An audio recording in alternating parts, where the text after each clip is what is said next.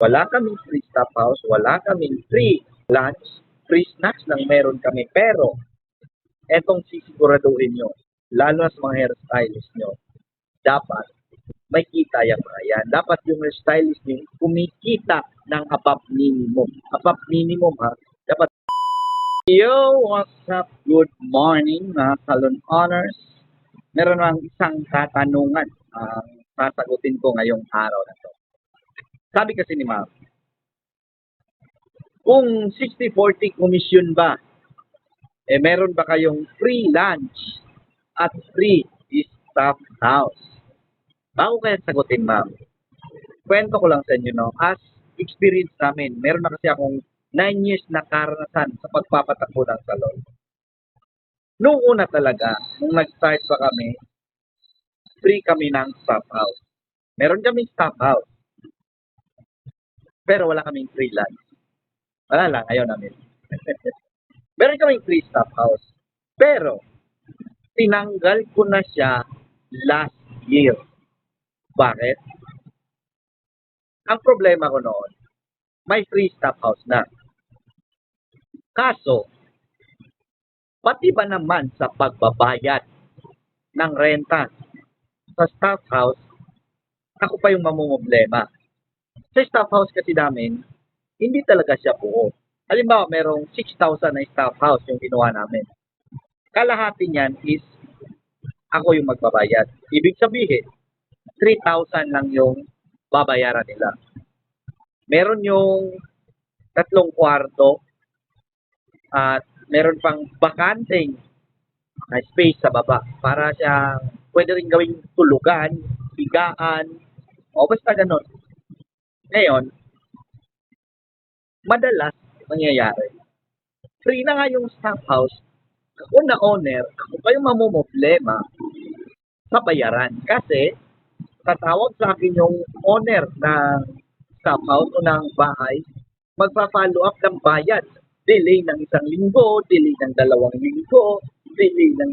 Nako, Diyos ko naman, ang dami kong problema sa buhay, pati ba naman to, problemahin ko ba? So, ayun, tinanggal ko. Sa ngayon, wala na kaming staff house. At yung freelance, hindi ako obligadong nagbibigay niyan. Hindi ako nagagaganyan. Pero, sa tuwing meron akong pagkain, halimbawa magluluto ako, isasabay ko na sila syempre. Kasi sa salon namin, meron doong lutuan, may kusina. So, meron akong gasol na nilagay, meron akong lutuan na nilagay, na kung gusto nilang magluto, pwede silang magluto doon. Walang bayad yon. Tapos, yung freelance, kung magluluto kami, isasabay ko na sila. Minsan lang din. Kasi pag dadalas na, aabuso na rin. Tapos, doon naman sa free snacks lang pala meron kami.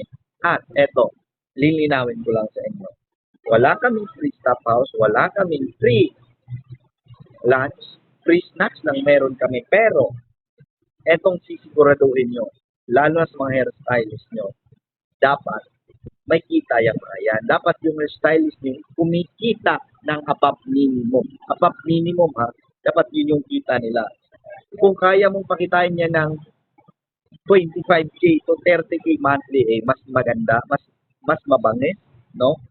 At syempre, kahit komisyon tayo, titingnan natin yung kita natin ng mga staff natin, lalo na sa hairstylist, nail technician, at salon assistant. Meron kaming salon assistant sa bawat branch namin para mas pulido yung gawa, mas mabilis yung trabaho. Ayan. So yan lang, isa sa pinaniniwalaan ko sa pagpapatakbo ng salon. Yung mga tauhan talaga is naghahanap yan ng pagkakakitaan. Gusto nila kumita, gusto nila may perang maiuwi, lalo sa commission base. Isa lang ang dapat mong gawin, maging mabuti kang owner. Salon owner, maging mabuti ka. Paano? Kailangan silang kumita. Di baling mahigpit ka. Di baling dami mong company rules. Kailangan nilang kumita, guys. Kailangan lang may maiuwi pag-uwi nila sa kanilang pamilya. Hindi pwedeng papasok lang sila dyan, haluag mo naman, wala naman silang pera, wala silang kikitain, wala naman silang kakainin, anong ginagawa nila dyan sa salon mo? Mag-observe na lang sila, di ba? So yan lang, good morning mga salon owners, galingan pa natin at isa sa pinaglalaban ko ngayon, isa sa mission ko ngayon, tayong mga salon owners magtulungan, no? Lalo sa pag-manage, pagpapatakbo ng salon at kung gusto nyo matuto, follow nyo ako. Diyan 5, ituturo ko kayo sa inyo yung mga nalalaman ko sa pagpapatakbo ng salon na negosyo. At meron din tayong grupo, Salon Business Owners PH. Tulungan tayo doon. Baguhin natin yung industriya. Itaas natin yung bandila. Taas natin yung presyo. Huwag tayo magpresyo ng mababa para lahat kikita. Kikita yung stylist, kikita yung salon owners. Yan lang. Good morning. Bye-bye. Trabaho-trabaho pa tayo. At responsibilidad mo bilang salon owners na mapalaki, mapakita, mapadami ang iyong salon na negosyo. Dahil ikaw na yung nandyan, nandyan na tayo, nandito na tayo. Palakihin natin to. Dahil napakaraming problema sa Pilipinas, kulang tayo sa mga negosyante. Kailangan natin tulungan ang bansang Pilipinas. Ang daming naghahanap ng trabaho. So tulungan para mapalaki ang salon at hindi na mag-abroad yung ibang stylist. No? Sana mapalaki natin yung kita nila. Bye-bye, good morning. Trabaho.